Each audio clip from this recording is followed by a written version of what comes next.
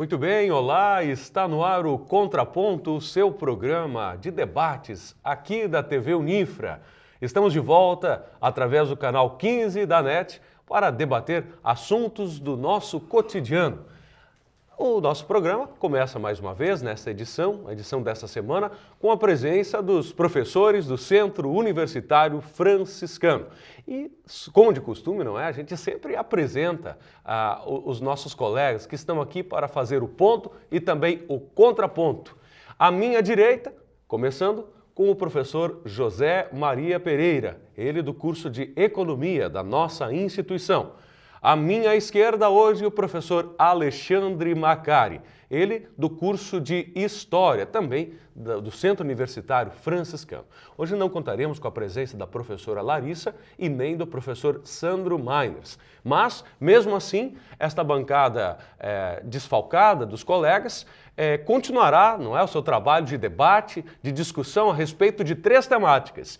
São elas, a primeira, agora, para o primeiro bloco, próximo governo herdará impacto maior na mudança da Previdência. A mudança que já foi aprovada pela Câmara dos Deputados, mas ainda merece a sanção do Senado e da presidenta Dilma. Na sequência, você confere, no segundo bloco, Câmara aprova, com folga inclusive, uma medida provisória do ajuste fiscal, que endurece as regras de pensão. E depois, no terceiro bloco, esporte. Mais uma vez o esporte sendo pauta aqui do Contraponto. Saiu ao longo dessa semana uma notícia que estarreceu muita a comunidade brasileira, mas outras pessoas nem tanto. Muitas já desconfiavam. Documentos mostram que a CBF vendeu a seleção brasileira. Essa é a manchete de um dos principais jornais do país, o Estadão, dessa semana. E nós vamos discutir, vamos debater esse assunto aqui no Contraponto. E assim iniciamos o nosso programa para falar sobre o impacto das novas regras da Previdência Social. O projeto, aprovado pela Câmara de Vereadores essa semana, pela Câmara dos Deputados, muito bem lembrado pelos colegas. Por acaso me lembrei dos vereadores aqui, dos deputados, não é? Foi aprovada uma nova regra de cálculo da Previdência, professor Pereira, sim. E obviamente começarei com o senhor, né, Alexandre, tendo em vista ser um assunto que mexe com a economia brasileira. E eu, professor Pereira, confesso que muitas pessoas, ao comentar esse assunto com algumas pessoas no final de semana e nos últimos dias, na semana passada já, diziam assim para mim, talvez mal informadas ou bem informadas, eu não sei. Esse é o momento para a gente informar também a nossa audiência. Muitos diziam, será que agora vou conseguir me aposentar integralmente? Essa é uma questão que se levantou e muitas pessoas estavam contentes, inclusive, já festejando essa possibilidade. Será possível se a presidenta Dilma e o Senado sancionarem essa lei, professor Pereira? Se a presidenta e o Senado sancionarem, sim, porque, na verdade, essa lei acaba com o chamado fator previdenciário. O fator previdenciário, na verdade, é uma regra que foi estabelecida durante o governo Fernando Henrique Cardoso, mais precisamente em 1999. E o objetivo era retardar as aposentadorias, né? A ideia é que as pessoas, até por conta do desequilíbrio das contas da Previdência, e a gente sabe também que, em função dos avanços da medicina e tudo mais, a população está vivendo também, a longevidade também é muito maior. Então, isso é um problema que acaba atingindo e causando o déficit da Previdência. Então, se criou o chamado fator previdenciário, né? Que, claro, quanto mais tempo a pessoa demorasse para se aposentar, mais ela se encaminhava para a aposentadoria integral. Se ela se aposentasse com um tempo menor, ela ganhava menos, né? Então, agora foi apresentado meio que assim, nessa confusão toda que atualmente acontece entre o governo, a base aliada, né, a presidência da Câmara e etc., foi apresentado, no meio dessa discussão do ajuste fiscal, a questão acabando com o fator previdenciário. Na verdade, essa proposta foi apresentada pelo PTB, se não me falha a memória, né? E tem o apoio, inclusive, do Paulinho, da Força Sindical e etc. E a ideia seria assim, então, se criaria duas fórmulas, né? Que seria, no caso das mulheres, teria que somar 85, né? 85, e no caso dos homens teria que somar 95. Então, sou chamado 85-95. Então, isso reduz, por exemplo, né, o caso das mulheres que hoje, pela legislação, se aposentam com no mínimo 60 anos e o homem com 65, isso teoricamente reduziria, poderia se aposentar mais jovem, respondendo a pergunta, poderia se aposentar, e ainda integral.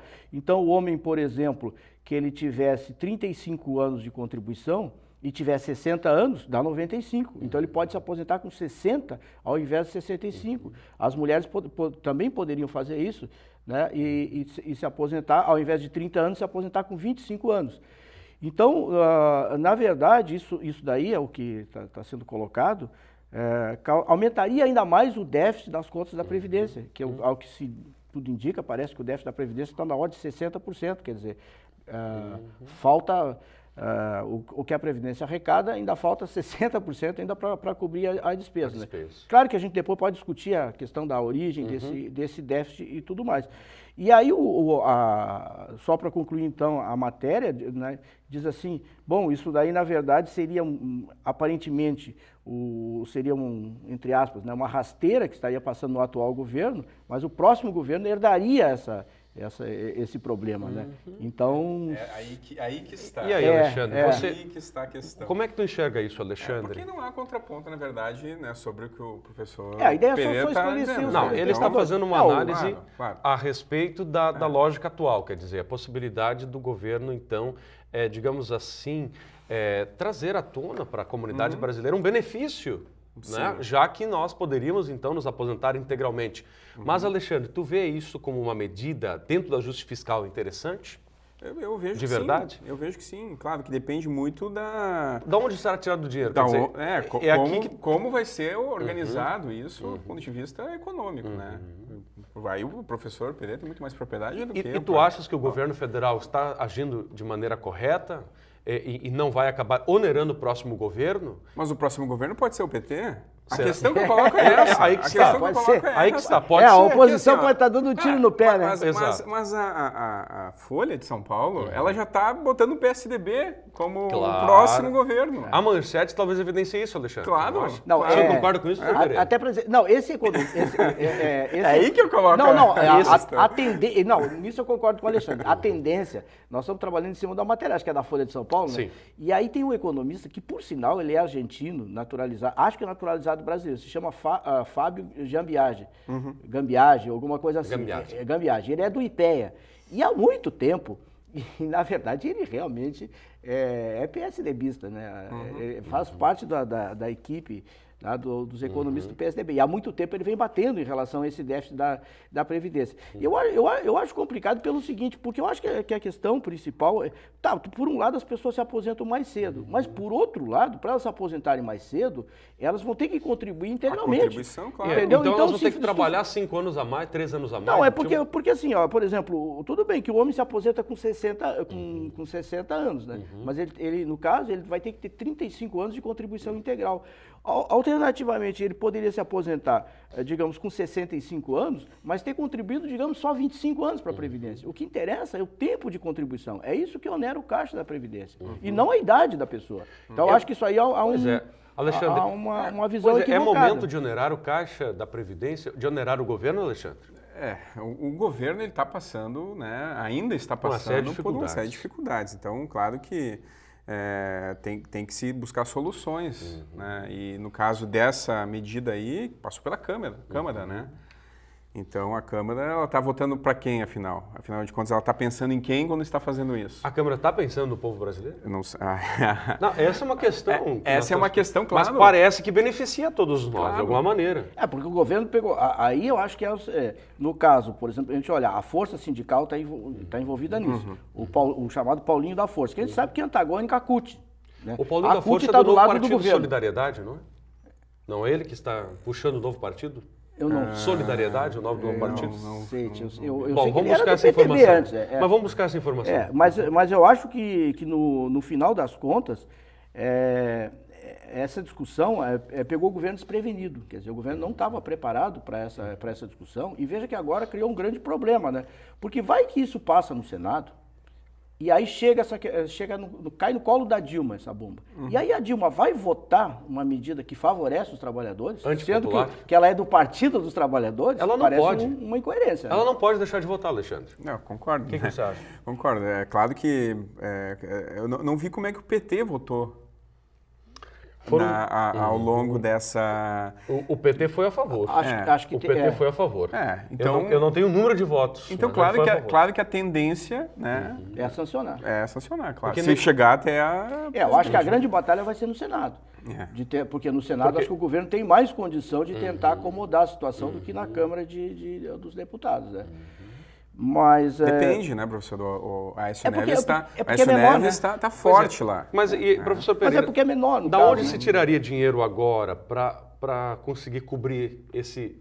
Não é um rombo, mas esse valor a mais que a Previdência necessitaria para pagar uma aposentadoria integral a toda a comunidade aposentada brasileira? A primeira coisa é que ninguém sabe ao certo o déficit da Previdência. Se joga o déficit da Previdência, só que não é feito um cálculo, digamos, tecnicamente correto, um cálculo absolutamente técnico, digamos assim, atuarial. Quer dizer o seguinte... A Previdência não poderia dar déficit se fosse feito o cálculo correto. Quer dizer, um indivíduo tem uma expectativa de vida de tantos anos, digamos de 75 anos. Né? Ele contribui durante 35 anos, 35 anos que é necessário, muito bem, faz o cálculo, aplica o dinheiro, lá no final ele se aposenta. Pois é. O problema é que a Previdência não foi feita para fazer políticas distributivas, corrigir desequilíbrios sociais, problemas sociais, como na verdade a Previdência vem sendo utilizada, que é a questão, por exemplo, das aposentadorias rurais, né, das pessoas que nunca contribuíram e recebem. Óbvio, se as pessoas nunca contribuíram e recebem, vai dar déficit ali na frente. Vai sair de algum lugar. De algum lugar. Pois é, Alexandre Pereira, me parece, eu aqui pensando alto com vocês aqui agora e o telespectador, me parece que se será mais, o fator previdenciário cai, e será mais interessante, na hora de fazer o cálculo, o tempo de trabalho, não é? Do trabalhador, quer dizer, deverá aumentar o tempo de trabalho do sujeito, de arrecadação. Se aumenta a arrecadação do imposto de renda, aumenta a arrecadação do governo federal. E dali se tiraria dinheiro para pagar, então, a integralidade das aposentadorias, é isso?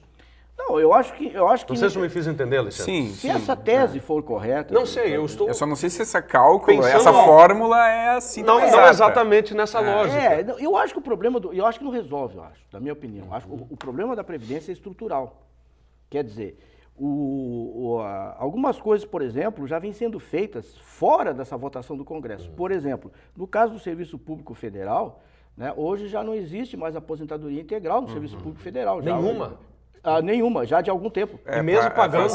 3 anos.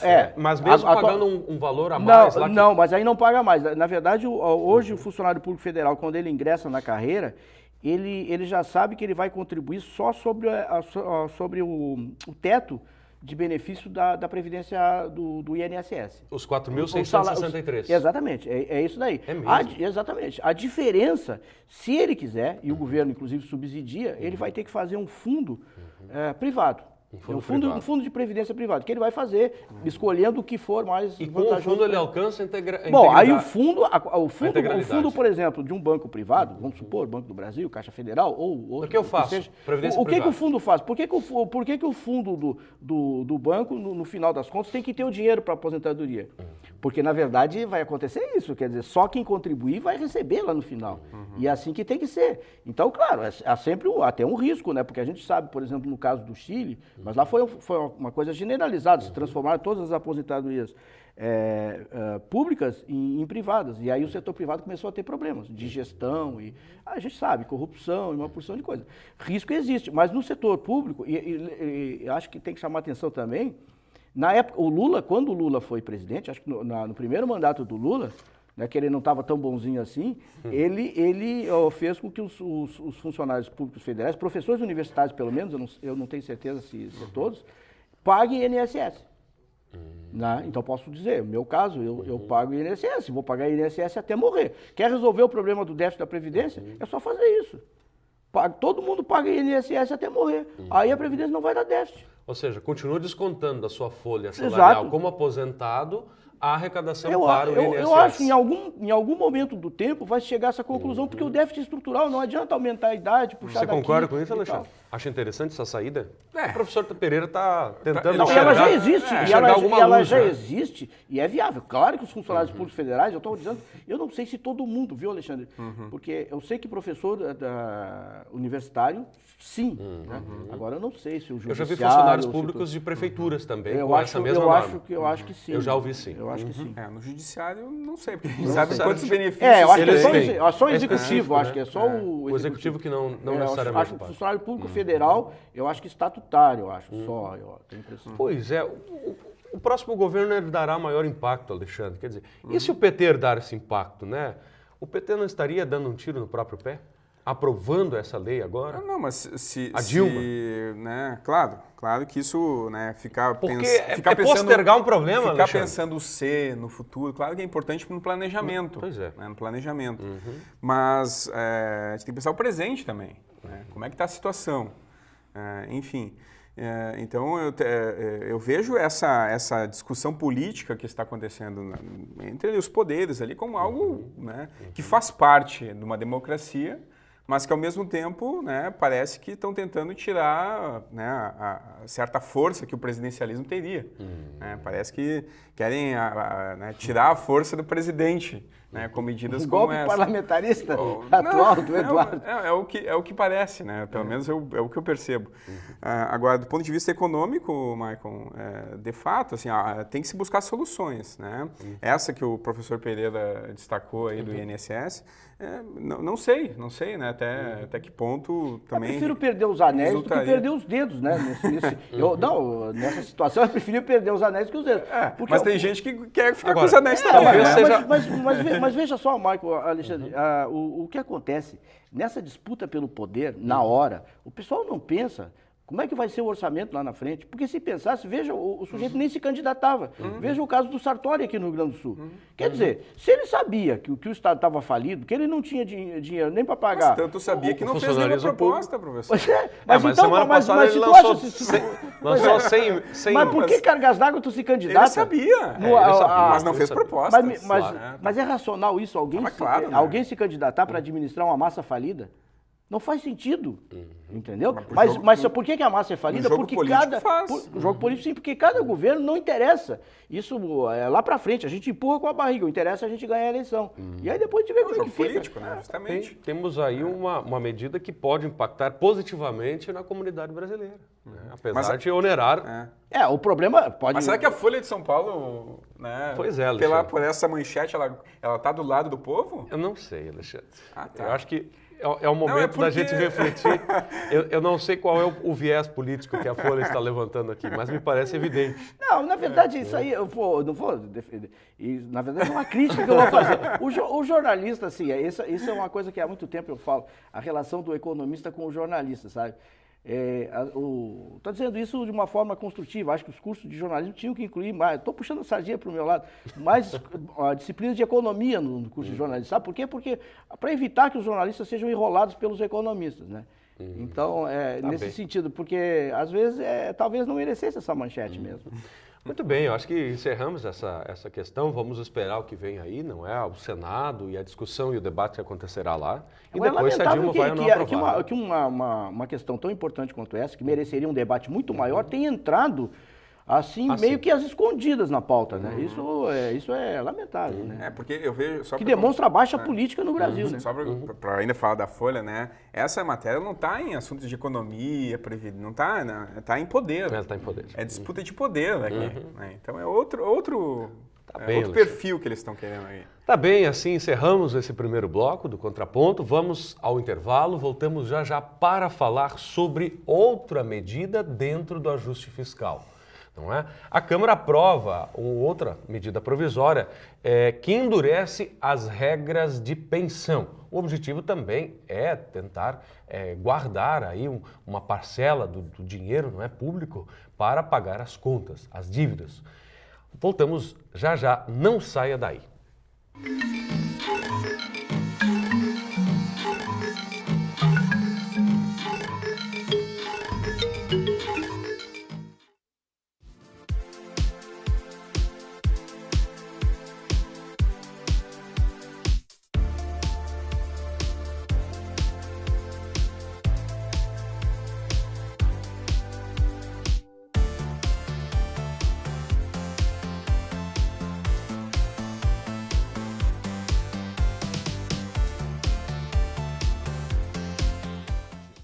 Pedrinho é uma criança especial, que enfrenta dificuldades diariamente. Para passar por tudo isso, conta com seus fiéis amiguinhos escudeiros, que o ajudam a vencer cada obstáculo.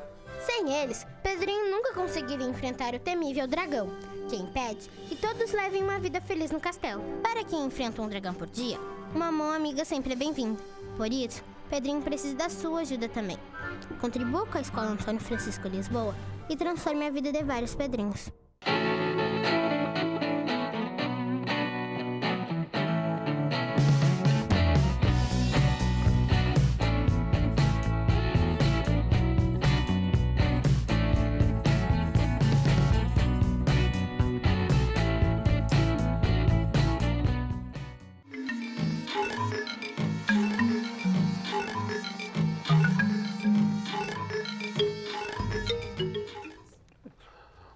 Muito bem, de volta, segundo bloco do Contraponto, agora para falarmos sobre pensão. A Câmara aprovou uma medida provisória, dentro ainda das medidas de ajuste fiscal do governo federal, que endurece e muito as regras para a pensão. Professor Pereira, professor Alexandre, é um assunto controverso à medida em que a questão da pensão sempre chama a atenção, né?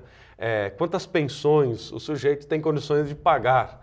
Ou o governo tem condições de pagar para, por exemplo, uma esposa que perdeu o marido, não é? E existem novas regras e essas novas regras estão assim em debate ainda, quer dizer, houve uma aprovação da Câmara, não sabemos se vai ou não adiante, a aprovação foi com folga. O governo prevê o quê? Prevê reduzir os seus custos com as pensões, que aumentaram, pelos dados que nós podemos observar, aumentaram muito na última década, chegando a um rombo de 86 milhões ou bilhões de reais, eu não tenho bem certeza, não é?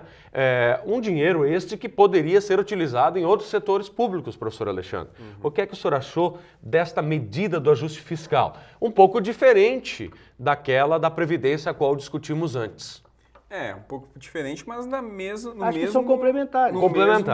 Na mesma conjuntura, eu acho. Pois mas aqui afeta... Discussão de poder. Exato, a discussão de poder. Mas afeta ou nos ajuda no sentido da comunidade brasileira? A primeira parece interessante para o sujeito, né? Para o brasileiro. Olha, eu vou conseguir me aposentar integralmente, que interessante. Mas esta agora pode prejudicar daqui a pouco aquelas senhoras ou aqueles senhores, não é? Temos a pensão também para o lado masculino, por que não dizer, não é? Pode prejudicar essas pessoas. Há um prejuízo para essas pessoas, professor Alexandre? Quando a medida prevê que a pensão será dada somente a partir dos 44 anos de idade? A gente sabe que alguns casos, né, de relacionamento que, enfim, acabam motivando uniões, né, com vistas à pensão.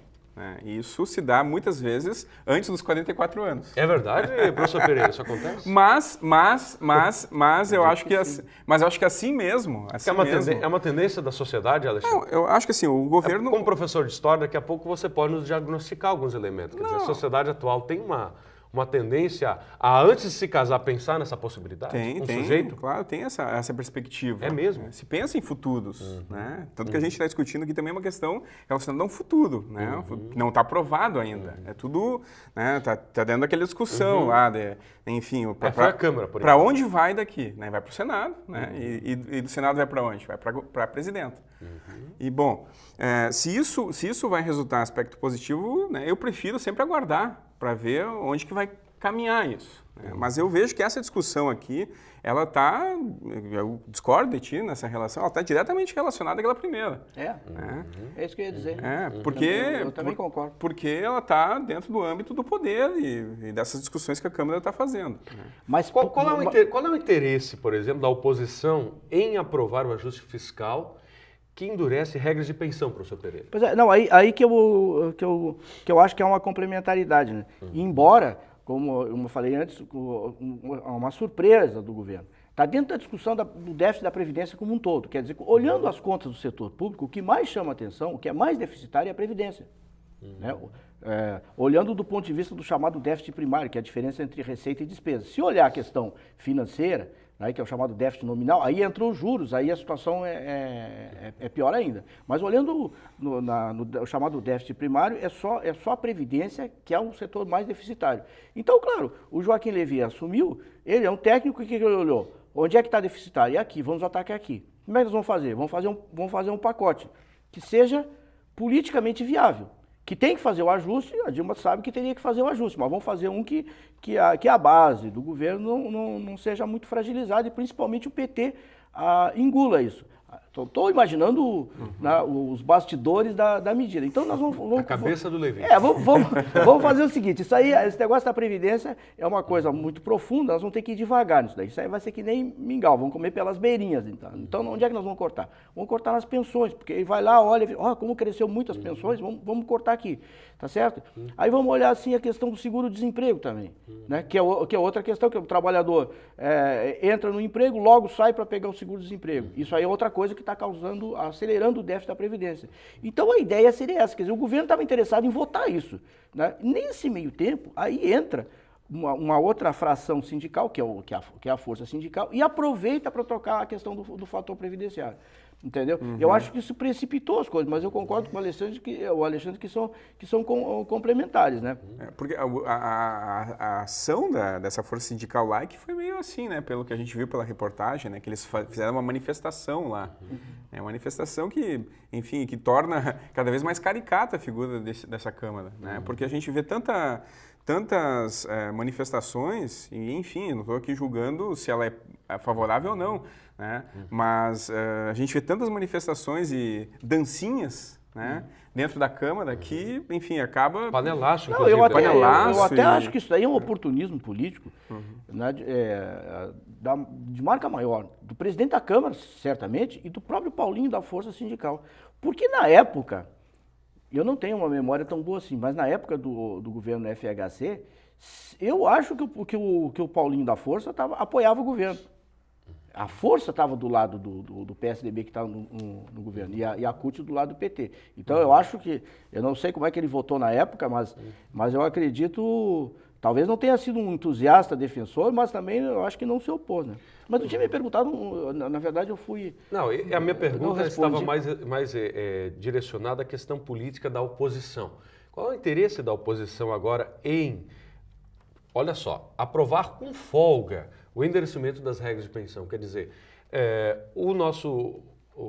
Não, eu acho que é uma incoerência da Câmara, quer dizer, por um lado ela aprova o ajuste fiscal e por outro lado ela aumenta o déficit, quer dizer, isso não faz o mínimo sentido. Não faz, né? A não ser birra mesmo com o governo, que eu acho que é o que está acontecendo ali. E a birra agora... Mas quem fomenta a birra não é... E é do presidente do Senado também. O Renan e o Eduardo Cunha. O Eduardo Cunha, os dois estão juntos. Aliás, tem uma foto muito sugestiva no jornal, aliás, na UOL hoje, que está os dois cochichando e fazendo assim, ó, para não haver leitura labial. Quer dizer, boa coisa eles não estão cochichando. Eles aprenderam vendo jogo de futebol. Aprenderam isso. Então, que, aliás, está do mesmo jeito, né? Tá. Pois é, gente. Bom, mas vamos voltar a pensar um pouco na repercussão desse endurecimento de regras para a pensão aqui, na comunidade, né, nas pessoas. Mas eu acho que isso aí, vou dar uma opinião, eu acho que é certo isso, tanto a questão do seguro-desemprego como a questão desse digamos assim, dessa pensão precoce, né? Porque eu ouvi uma entrevista do Delfim Neto, né, todo mundo conhece, e ele... o passado dele condena ele, condena muito. Mas ao mesmo tempo ele é um sujeito, digamos, de muito bom humor, né? Então, bonachão. As entrevistas dele. E ele estava dizendo assim, nessa entrevista, dizendo assim, bom, eu tenho 80 anos. Veja só, se eu casar com uma D20 agora, eu sou professor catedrático da USP. Imagina o salário que ele tem, né? Mais um deputado, com aposentadoria, menos de 50 mil não é o salário dele, entendeu? Quer dizer, ele casa com uma D20 e ela vai ganhar o salário dele durante 60 anos. Alguma coisa está errada nisso, né? Então eu acho que eu não entendi o 44 anos. Deve ter tido, obviamente, uma pesquisa fundamentada. Onde se encontrou esse número? Por que 44 anos? Quer dizer, com 40 anos você não merece receber a pensão do seu marido que faleceu. Porque se tu somar os 44 anos mais com mais uns 44 mais 30... 74? Não, menos, eu acho.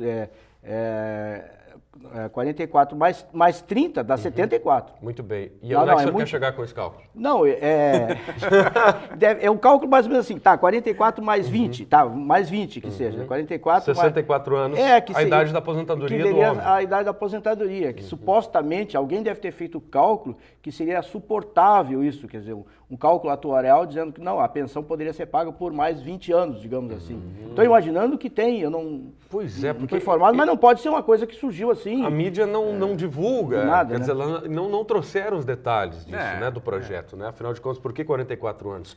É interessante. Mas não trouxe, Michael, porque está dentro de um editorial que não tem a ver com isso, tem a ver com o poder, né, que é justamente o que o professor Pedro Não tem a ver com a economia, você acha, Alexandre? Não, eu acho que a economia... Mas de alguma maneira repercute, a economia aqui é pano de fundo. Dentro dessa reportagem, assim como foi da outra. O senhor concorda com isso, professor? A política está em primeiro lugar aqui nessa medida Não, também? eu acho que a intenção é a redução do déficit. Então é econômico. Então é econômico, Alexandre. Sim, agora o encaminhamento talvez seja político, né? Claro, o encaminhamento... Não, o encaminhamento sempre será político. É necessário que seja político o encaminhamento para que repercuta na economia. Mas eu acho que essas medidas, tanto a questão do seguro-desemprego, que agora o trabalhador tem que ter pelo menos 1 ano e meio de trabalho para depois pedir o seguro-desemprego, eu acho que são medidas que vêm, aí eu vou mais ou menos na linha da Dilma, corrigir distorções. Aí são correções de distorções que eu acho que devia ser uma coisa que, aliás, passou no Congresso sem muito problema. Porque são distorções que vão se acumulando. Eu continuo pensando no número desse 44. Mas eu acho que tem a ver muito com o tempo de pagamento do benefício. Entendeu? Não pode se estender tanto assim. No máximo, o tempo de pagamento do benefício seria nessa faixa. 30 anos, vamos supor. Se ela tem 44, vai viver, digamos, em média, até 74, 75. É alguma coisa assim. Mas, de qualquer jeito, tudo isso daí, como eu falei, não vai resolver o problema estrutural da Previdência. Eu fiz a pergunta para o senhor, o que a oposição ganharia com isso, porque a Dilma e o governo consideraram como uma traição. Inclusive, está contextualizado isso na matéria. Uma traição à posição dos deputados da posição votarem a favor e de maneira, assim, com folga, para que esse projeto fosse aprovado. Na verdade, o governo não estava interessado nessa aprovação e, inclusive, está enxergando a aprovação do projeto como uma traição dos deputados que estariam no governo, que são, no caso, posição nesse momento. Mas diz o projeto do fim ao endurecimento das regras de pensão. Esse mesmo, inclusive a matéria, ela traz à tona essa questão, não é? De que a Dilma vai estudar de que maneira vai julgar a traição dos deputados que votaram a favor. Aí só se for por um é interessante. Por um viés tipo feminista da parte da Dilma, né? Porque, claro, a maioria são mulheres. E isso não é econômico, mas isso é político. Isso aí seria político. E por isso que a matéria, eu digo que ela é muito mais política do que econômica. Bom, vamos ver se vai adiante essa matéria, então, e assim nós encerramos esse bloco, para podermos ter tempo para debater já no terceiro bloco, depois do intervalo, os documentos que mostraram que a CBF, entre aspas, e eu vou colocar aqui em outras palavras, teria vendido, não é, a seleção brasileira para uma série de empresas aí. Vamos debater esse assunto, esporte, já, depois do intervalo, aqui no Contraponto, canal 15 da NET. Voltamos já.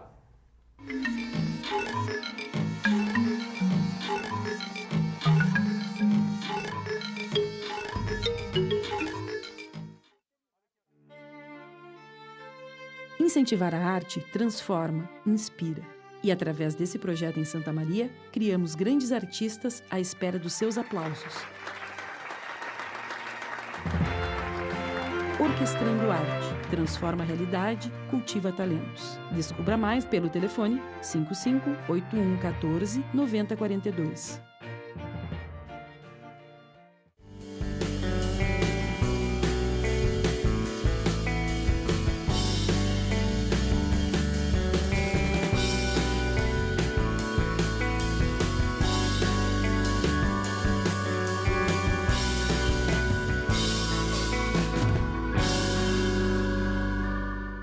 Inocência e energia que marcam o nosso dia a dia. Cuide do nosso futuro, cuide das nossas crianças, com seu gesto de ternura. Santa Maria avança. Seu gesto pode mudar a realidade de muitas crianças. Colabore com a escola Nosso Lar.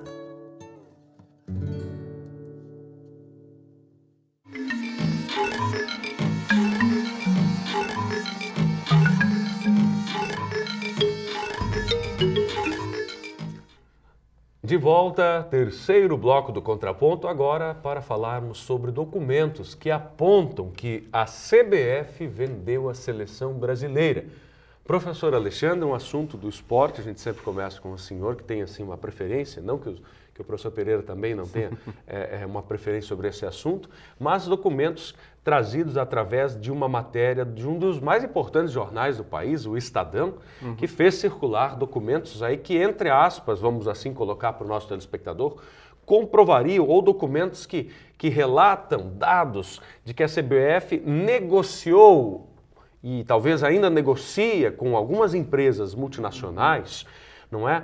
A seleção brasileira, ou seja, os nomes dos convocados para a seleção e toda uma série de outras operações em torno dos jogos amistosos e da relação, da lista dos jogadores e também digamos assim, da capacidade dos jogadores de jogar bem ou não, se eles chamam ou não a atenção da mídia, a questão do merchandising por trás dos nomes dos convocados e também da organização de eventos, como a própria Copa do Mundo, professor Alexandre. Quando a matéria saiu, é evidente que a gente vai buscar ler, né, os documentos que o jornalista, inclusive, traz. Né, e mais do que isso, né, eu fui ver a resposta que a CBF deu né, sobre o assunto. E parece que, enfim, todo mundo sabia que isso acontecia, né? Que a CBF negocia, afinal de contas, ela tem que ter uma gestão com um pensamento, de certa forma, empresarial, né? Para poder manter e ter uma organização financeira sustentável, né? Com lucro de preferência para quem está na presidência. Já passou o Ricardo Teixeira, né?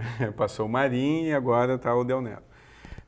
Ocorre que quando eu vi a matéria, né, e quando eu vi a resposta da CBF, ela dizia assim, bem claro, né, que esses documentos não eram secretos, na verdade. Eles estavam lá para quem quisesse acessá-los. Né? O que foi feito foi justamente um levantamento e uma relação, né, dos documentos com essas convocações, enfim, com os amistosos fora do Brasil, que a grande maioria é fora do Brasil, também por uma questão que talvez não seja tão relacionada à seleção em si, mas muito mais a esse público, né, que consome futebol e que paga valores altos para ver a seleção brasileira. Né? A gente sabe que a realidade do poder aquisitivo do torcedor brasileiro é bem inferior ao torcedor inglês, por exemplo. E quando a seleção joga na Inglaterra e vem jogando muito, os ingressos têm um valor que, bom, né? Se aqui custam R$100, lá custam, né, 100 libras. Né? E aí faz o cálculo, dá quase R$500. Né? Então, eu entendo a questão da CBF nesse sentido, né? Mas, claro que eu não concordo, né, com essa lógica que é colocada, de, por exemplo, se falou muito da Nike um tempo atrás, né, que a Nike dizia, tem que contratar os jogadores que são patrocinados também pela Nike, né, no caso o Ronaldinho Gaúcho, por exemplo. Né? Então, quem define, ou quem deveria definir a convocação é o treinador.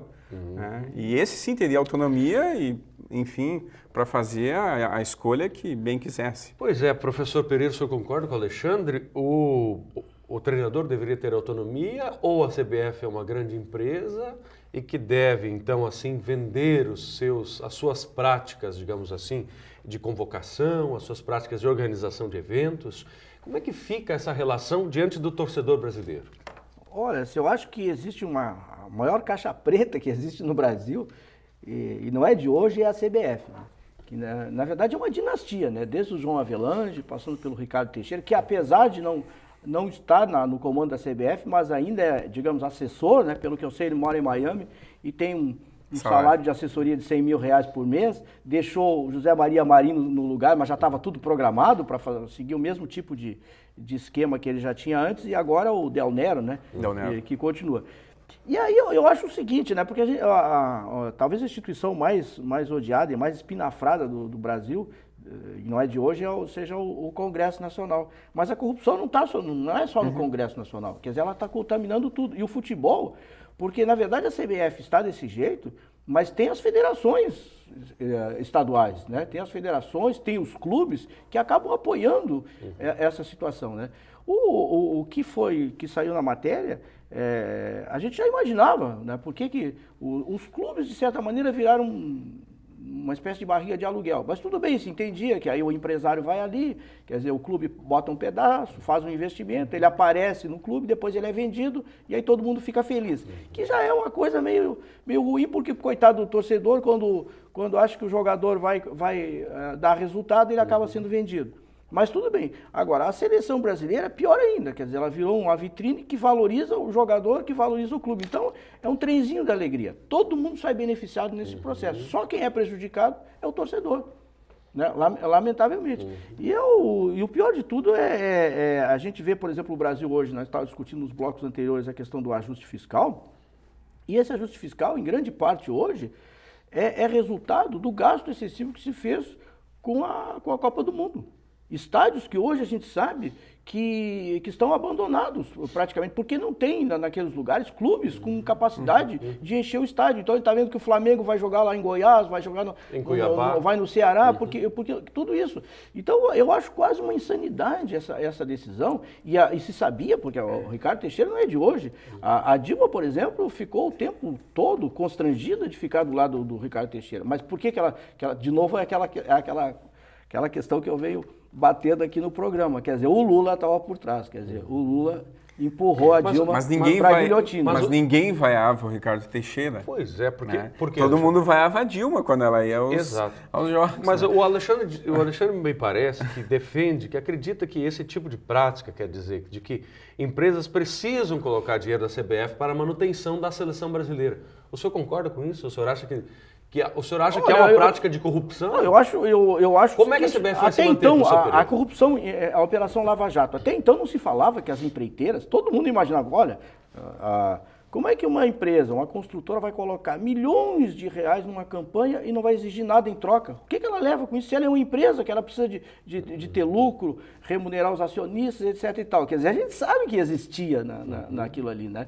Bom, a mesma coisa as empresas em relação à CBF. Eu acho que a relação que a CBF devia ter com as empresas era uma relação, por exemplo, de merchandising. Eu vou dar um exemplo aqui, a Rede Globo, né? Quer dizer, tu quer fazer merchandising na Rede Globo, tu faz, mas quem escala os atores para fazer a novela, os diretores, etc., é a Globo. É a Globo.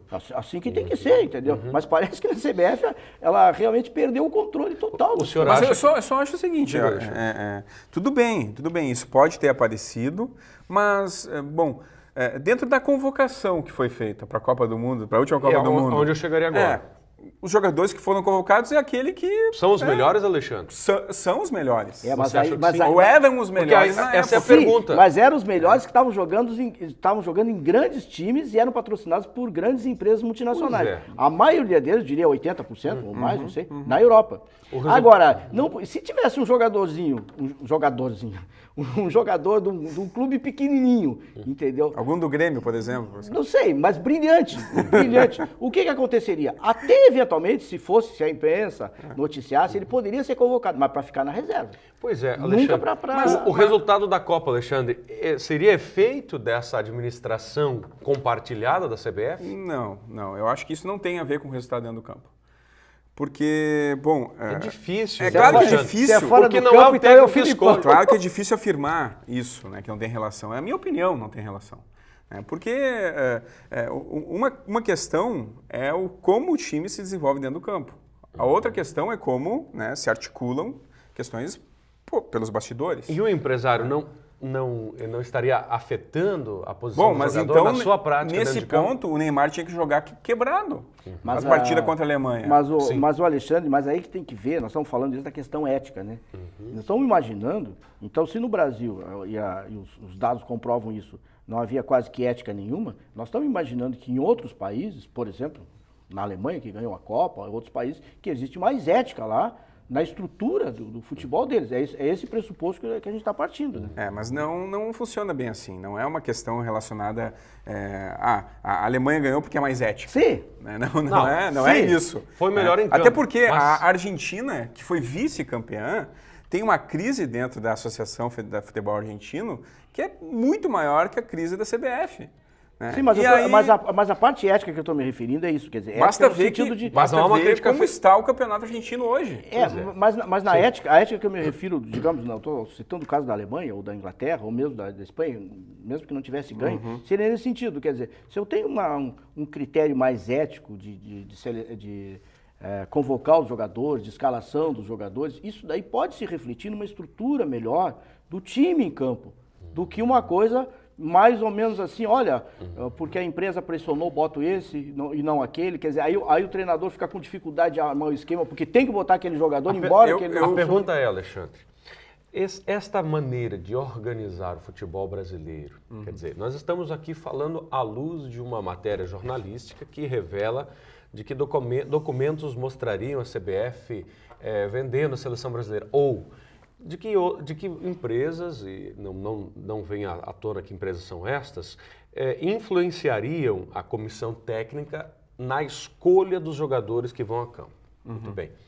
A pergunta fica, bom, esta dinâmica, esta maneira de operacionalizar a convocação, a colocação do jogador em campo, ela não afeta diretamente o jogador? Quer dizer, ele não estaria consciente disso tudo e desta maneira menos predisposto, digamos assim, a se machucar, a se doar, a realmente lutar pela seleção brasileira?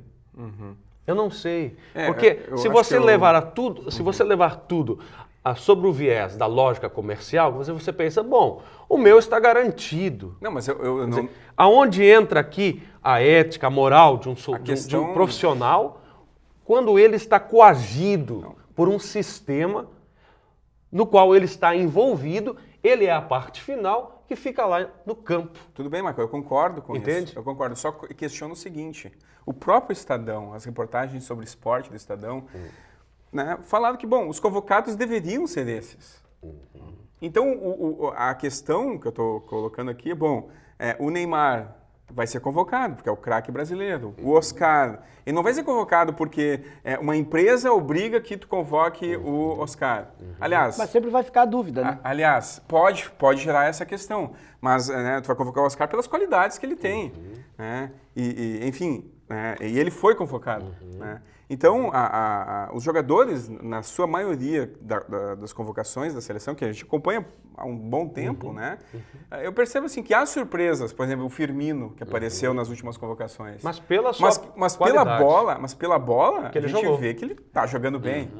Né? Não, tudo bem, Então, eu acho que com esses... Agora, a questão do negócio em si, eu pode acho, ser discutido. Né? Viu, Michael, eu acho que no final, não sei se isso é possível, né? Mas a próxima Operação Lava Jato que vem aí vai ter que ser na CBF. Não sei se vai sair a Operação Lava Jato, mas vai sair talvez uma CPI. Né? Porque nós tivemos um movimento, que é aquele Bom Senso Futebol Clube, que aparentemente não deu em nada, mas agora está passando alguma coisa no Congresso em relação, acho que, não sei se... eu não sei direito, mas eu vi uma manifestação, não sei, me ajudem, o Alexandre, o Alex, que inclusive se aposentou, jogava no Curitiba e tal, e ele botou a boca no trombone e ele quer que os jogadores, a tese é essa, ele quer que os jogadores de futebol participem da direção da CBF, ou tenham possibilidade de opinar sobre o futebol como brasileiro. Se fosse um conselho administrativo. Isso aí eu acho que vai acabar detonando uma CPI ou coisa parecida, e aí eu acho que a casa da CBF cai. Bom, tomara, né? Eu concordo, assim, eu acho que aquele movimento a gente discutiu aqui no ano passado, até sobre o bom senso, né? Eu acho que ele é importante, né? Mas a gente tem que ver também, assim, que, bom, muitos jogadores, eles não têm condições de pensar gestão.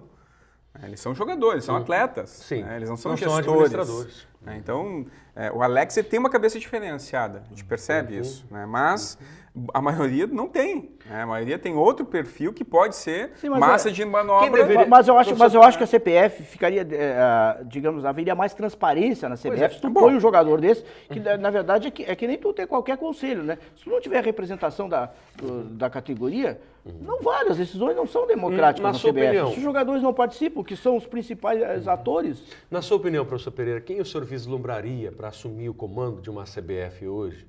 Tu diz, não, alguém que nós poderíamos, assim, colocar as mãos no fogo, ter confiança. É difícil encontrar. Nesse meio aí o governo federal poderia intervir? Não, acho que não, porque é privado. De maneira nenhuma. É uma instituição privada. É uma instituição privada. A FIFA não permite intervenção do Estado sobre o futebol. Inclusive, muito até bem. pouco tempo... Então vamos pensar em entidades privadas. O jogador não pode nem entrar na condições? justiça comum para reclamar um contrato. Tem que ser na justiça desportiva. Aliás, quer dizer, até entra, mas quando entrou, ele foi... É o caso do Kleber, que entrou contra o Grêmio e não consegue. E não foi defenestrado.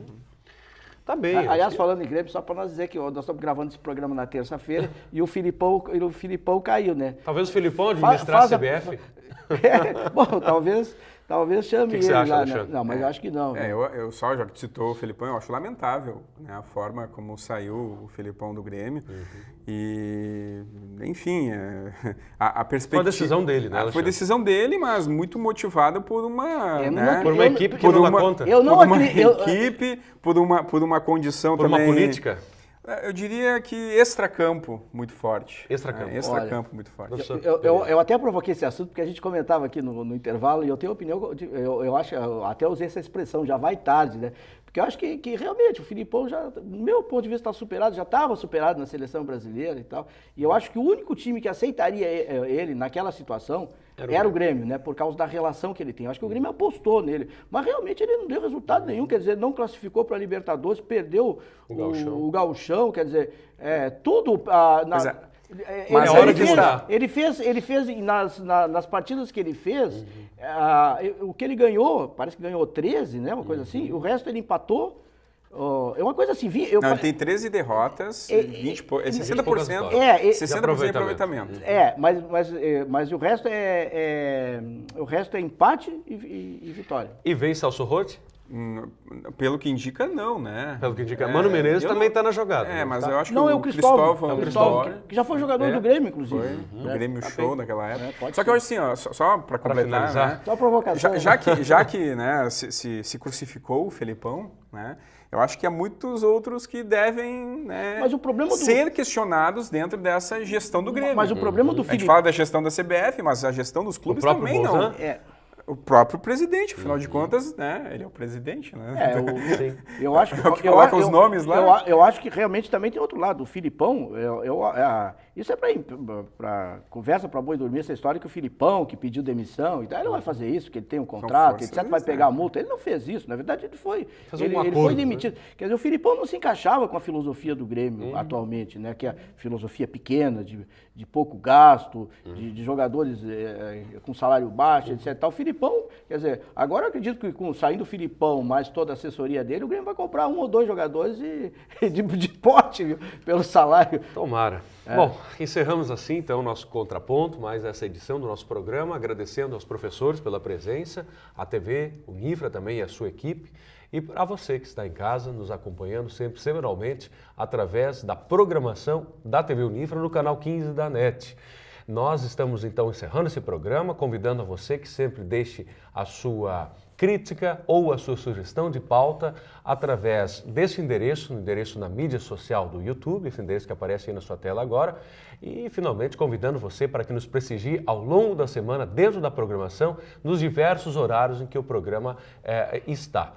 Principalmente nas quartas, nas sextas-feiras e também no domingo, às 10 horas da noite. Você é nosso convidado a nos prestigiar nesse e nos próximos programas. Tchau, tchau!